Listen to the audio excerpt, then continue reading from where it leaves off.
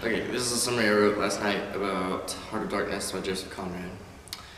Heart of Darkness tells the story of Marlowe, a sailor, who describes to his shipmates the unusual experience he had traveling upriver in the Congo and the effect it had upon him. Hired by a continental trading company as a steamboat captain between the outer stations and the interior, Marlowe's primary mission was to visit and, if necessary, retrieve the mysterious Kurtz, an extraordinarily successful agent who had lost contract and reported fallen ill. Marlowe tells the men that the entire journey was a sort of dream, lacking any real-world logic, deeply affecting and difficult to describe in its details. The trip took several months, occurring in stages: a trip along the coast, an overland trek to the central station, finally the riverboat journey to Kurtz's outpost. During the entire expedition, Marlowe was struck by the mistreatment of natives by the company and its agents, and their preponderance of disease, the intimidating presence of the jungle, and the absurdness of the colonial operation carrying on for a relatively small amount of ivory.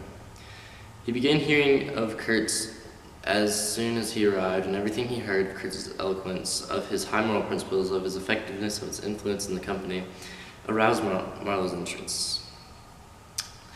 The idea of Kurtz began to obsess Marlowe.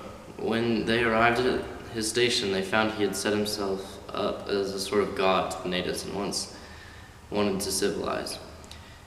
He had become more savage than even the natives, taking part in bizarre rites and using violence against the locals to inspire fear and obtain more ivory. Against his wishes, Kurtz was taken back by Marlowe and the other whites. His illness overcame him on the return trip and he died.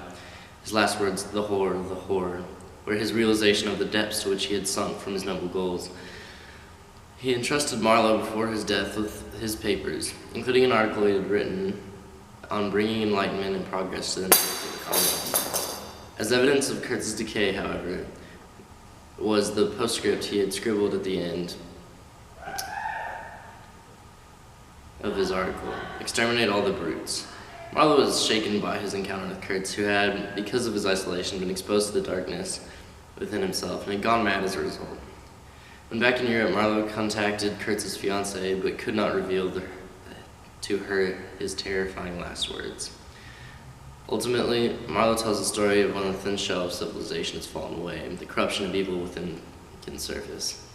Seeing the darkness lingering immediately under the surface of man, who thought himself moral forever, affected Marlowe as a deep nightmare would.